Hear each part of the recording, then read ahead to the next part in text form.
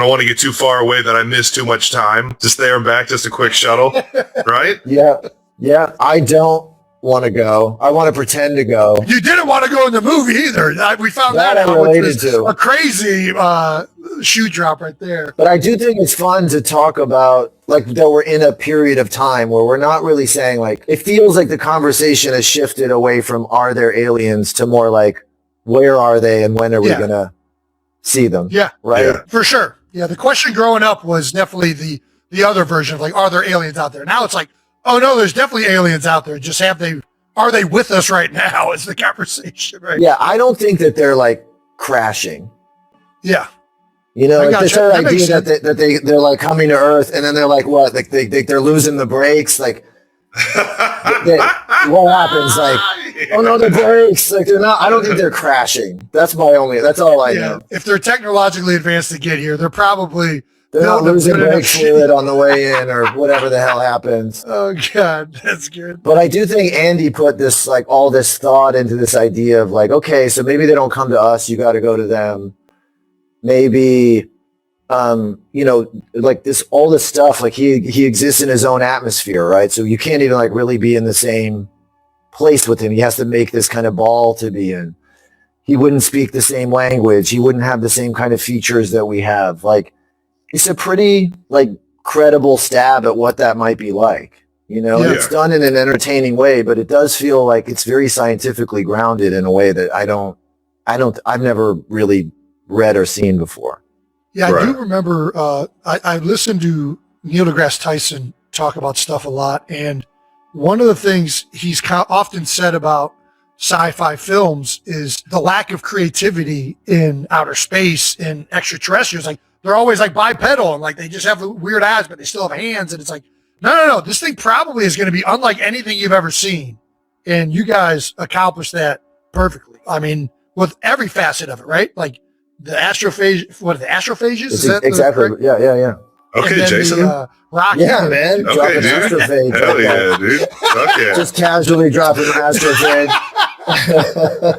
You watched the movie. We get it. Okay. Let me ask you another silly one. I love asking dumb questions. If you had to show an alien one movie, which one would you show him? It could be any movie in the world. So his name was Rocky, right? And then I realized, we were making this film with MGM. And I was like, wait, you guys have all the rights to all the Rockies, right? And the Creeds? And they were like, yeah, of course. And I was like, well, I have to show him all of those.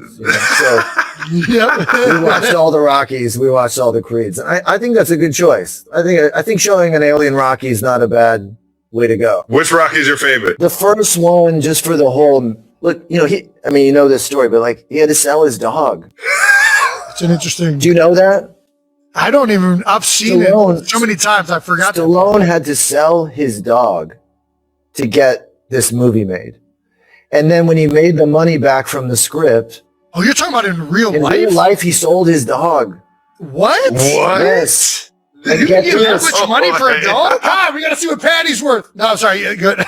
He sells his dog. Then when he sells the script, he buys his dog back, and that's the dog in the movie. That's sick. That's it. Cool.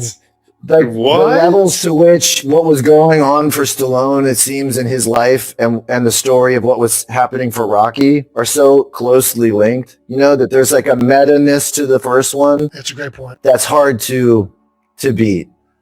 But I like the Dolph Lundgren one. That one's amazing. The training sequence there, like the futurist, him with the, like out in the log, with the log in the snow. Yeah, 4 is just like a guilty, just like so.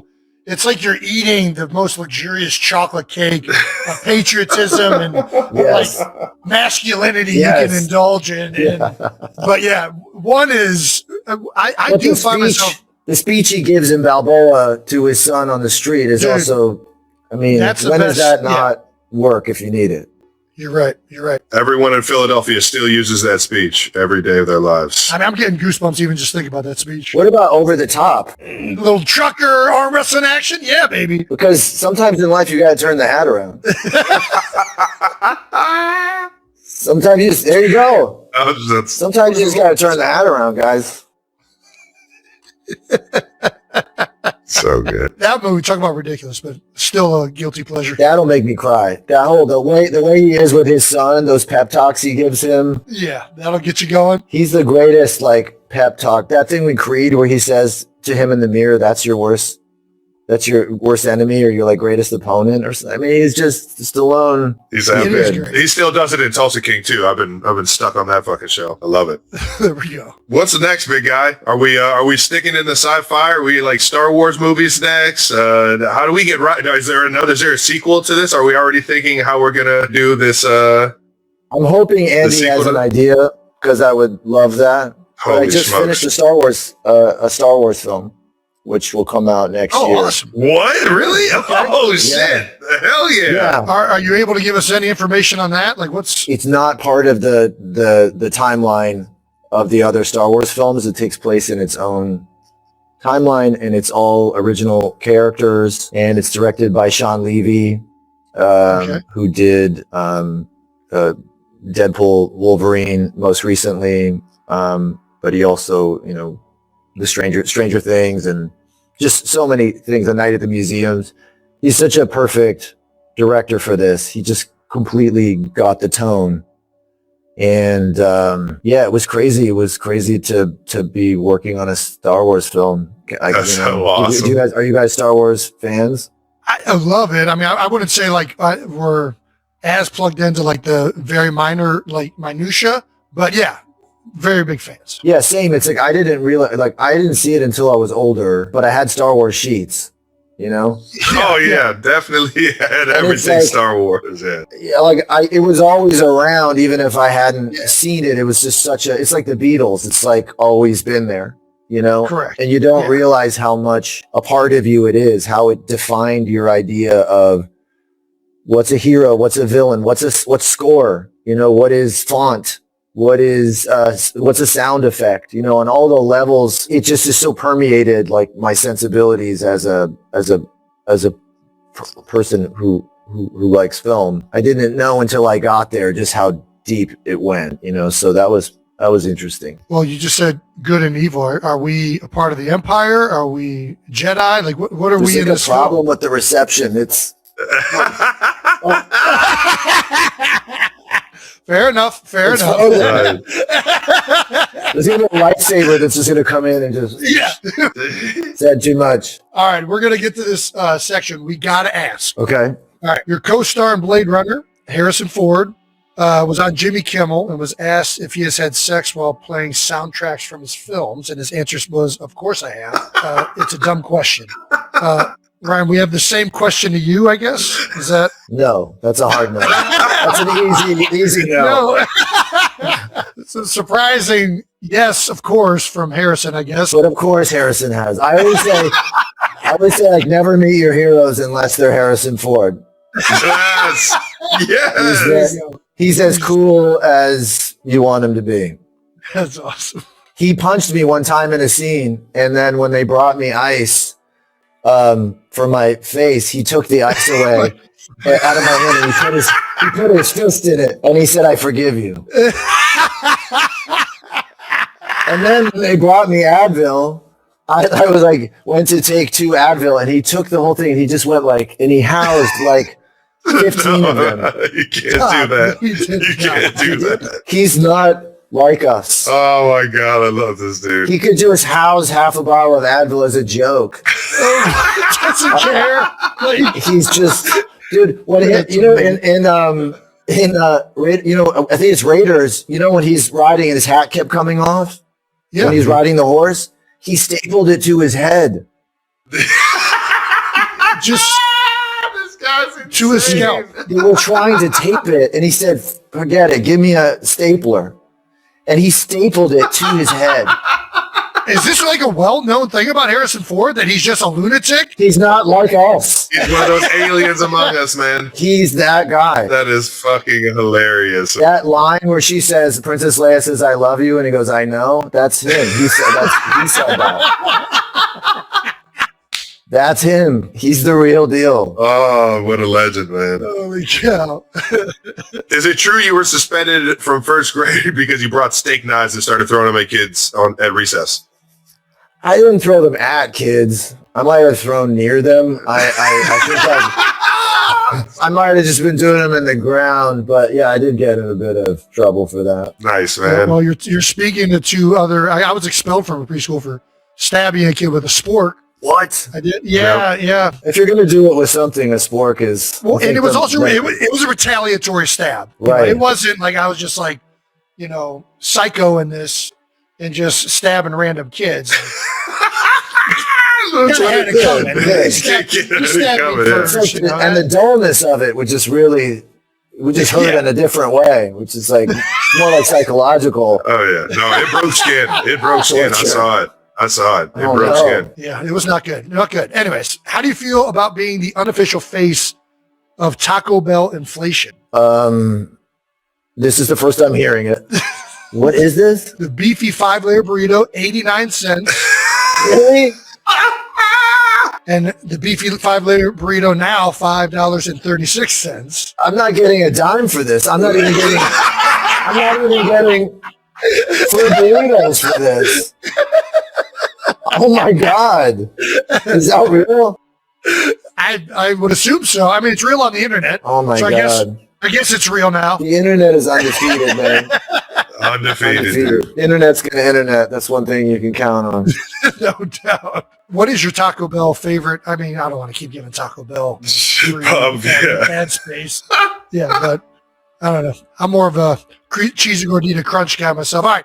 Do you have a welcome to Hollywood moment? Oh, like what? Like what do you mean? It could be good or bad, or like something where you're just like, oh, this is Hollywood.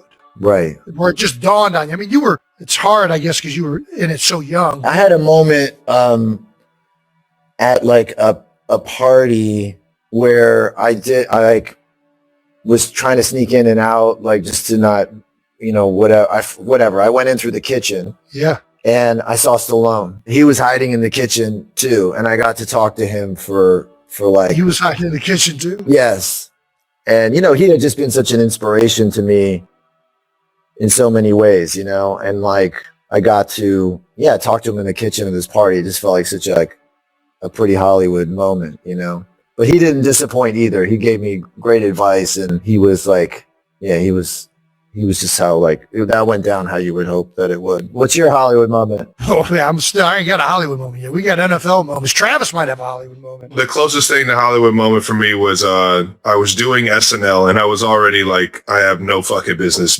being the host of SNL. And as I'm doing the table reads, which I can't read at all, so I am like already nervous as hell just to try and get through the reads, let alone having all these writers come up to me trying to get me to really nail that punchline. I'm sitting here like stuttering through everything. Same, by the way. You're not alone. Will Ferrell just comes kind of coasting through, and I just like freeze in the middle of my read. I'm like, full circle moment of like being at SNL. I've only like watched SNL because of guys like Farley and Will Ferrell and Sandler and those guys. So it's like to feel that man come walking through and see me struggling trying to read a script was like a full fucking. It was a clusterfuck, and in my head, I was just like, what is life? He's the best, man. Just the absolute best. Another one that I had, too, is when I went involving him was like, when I first moved to Hollywood, I went to see the taping of a talk show, and one of the guests was late or something, so they had us like sit on the floor, and then they were like throwing Three Musketeers at us, like to feed us. It was just awful the way they were treating everyone, and we were all like, this sucks. Like, it was not the experience we wanted. And then we showed up and we sat in the audience, and they're like telling us when to laugh, and everything felt pretty like rehearsed, and it just wasn't like aligning with what you wanted it to be. And suddenly, this was before Will Ferrell was known, but he started like pretending he was lost on the set. So he would like show up behind the host and then like move along and then get lost. And we were all like, he was crashing this person's interview.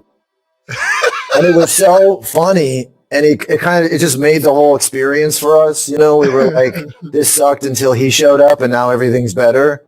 Yeah. He's always like that. Like, I'm not surprised to hear you were having a hard time and then Will Ferrell showed up and suddenly things got better, you know? He's just like, It's so crazy. Let me ask you this before we get out of here. I know we usually end on the Hollywood moment question, but you were obviously in Hollywood at a young age, and a lot of what you were doing was music.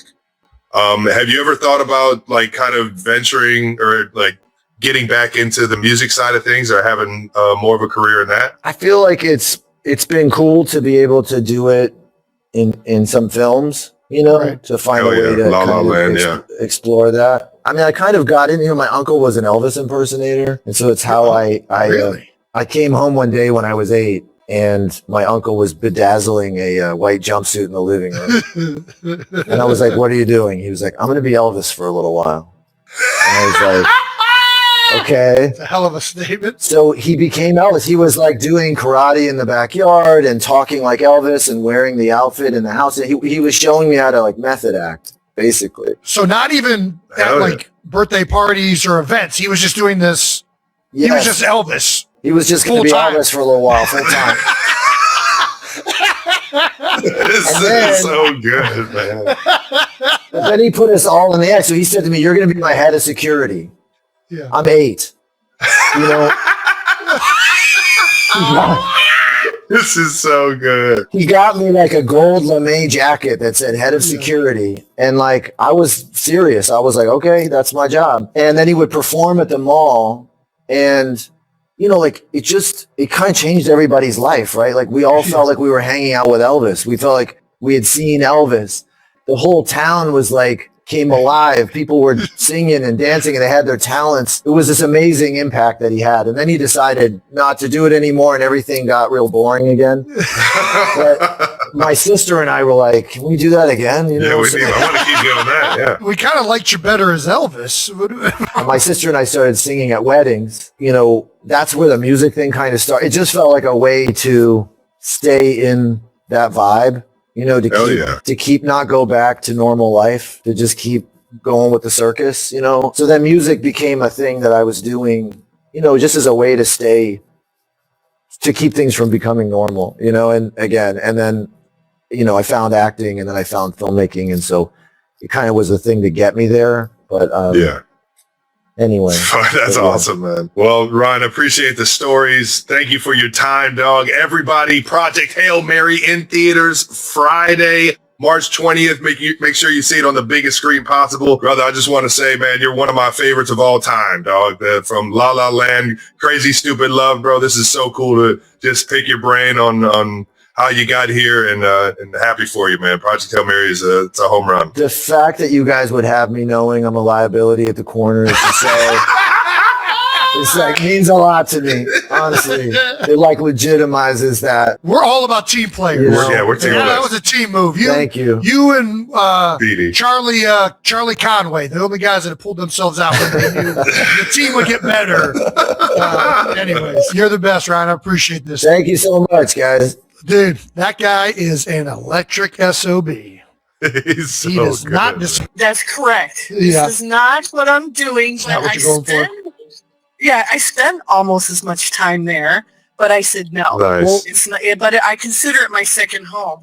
Well, while they're remodeling the home, maybe Disney will let you stay in the palace as the queen that you are.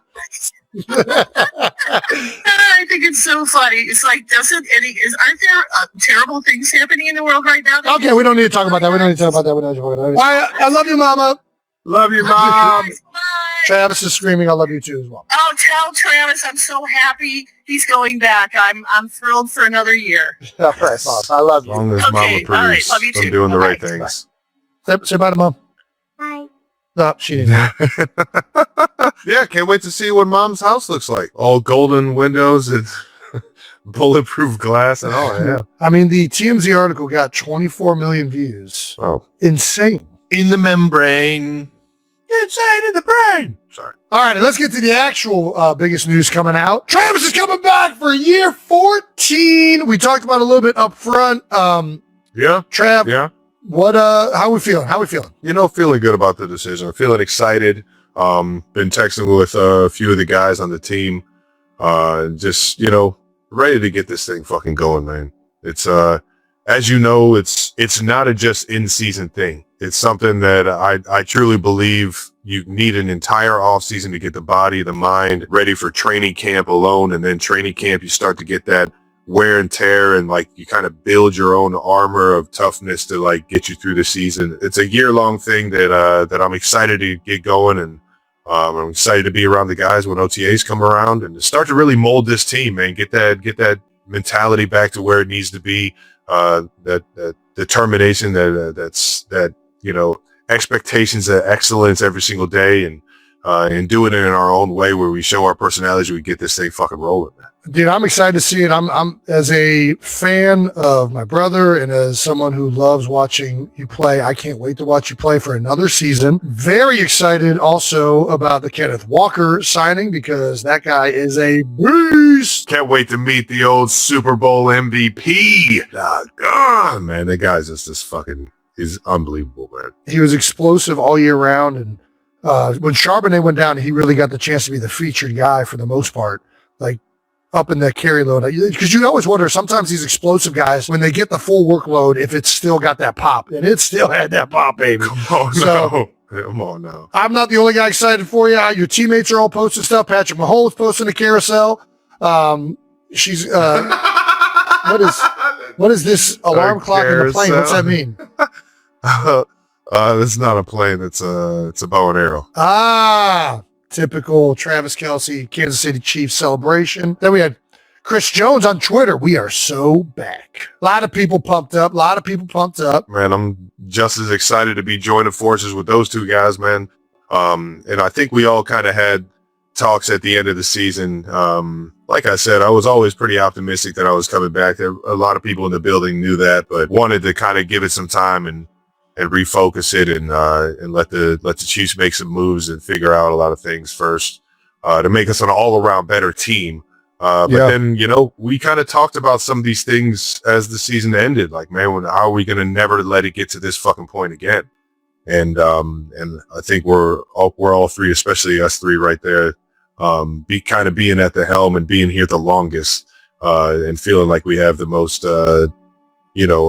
leadership and accountability on the team in that aspect. So no doubt. Excited to get back in the building with my guys and get this thing cooking. Well, we just mentioned Kenneth Walker on offense. Obviously, the offense has gotten better, it would appear, through the first short stint of free agency, but we have lost some defensive players. Trent McDuffie signs a huge contract. There were a few guys signed some big contracts. Trent McDuffie went to the Rams. My guy Jalen Watson, Paper Cups, went to the Rams. They got two unbelievable corners and guys that are going to fucking come into work every single day. I'm happy both of those guys got paid. And then on top of that, we got Brian Cook, B. Cook, over to Cincinnati. He's back home representing Cincinnati in the hometown for the Bengals. Also got paid. And obviously you're happy for these guys, but man, you hate to see them go because of how much you love playing with them and all the blood, sweat, and that you put into the offseason and during the season. In an emotional and candid moment, Travis Kelce opened up for the first time about his 3-year, $57 million contract extension with the Kansas City Chiefs, the franchise he has called home for more than a decade. Rather than celebrating the deal with excitement or pride, Kelce spoke quietly and reflectively, emphasizing that the contract represents far more than money. To him, it stands as a symbol of trust, loyalty, and years of unseen sacrifice. When people hear $57 million, they think about the money, he said, visibly emotional. But to me, it's recognition. It's the belief this organization has in me. For Kelce, staying with the Chiefs was never a difficult choice. The team isn't just where he plays, it's where he grew into one of the greatest tight ends in National Football League history. His journey wasn't always smooth. Early in his career, injuries and concerns about discipline cast doubt on his future. At times, it seemed like his career could end before it truly began. But Kansas City stood by him. I thought it could all be over quickly, Kelce admitted. But the Chiefs never gave up on me, and I never gave up on them. He credits the organization's coaching staff and his teammates for creating an environment where he could thrive, eventually becoming a cornerstone of the team. More than anything, Kelce highlighted his deep bond with the city itself. Kansas City, he said, is more than just a workplace, it's home. From passionate fans to unforgettable victories and everyday life in the community, the connection runs deep. This city has embraced me as one of its own, he said. You can't buy that feeling. Fans echoed that sentiment immediately after the announcement, flooding social media with messages of support, gratitude, and celebration, proof that the relationship between Kelce and Kansas City goes far beyond football.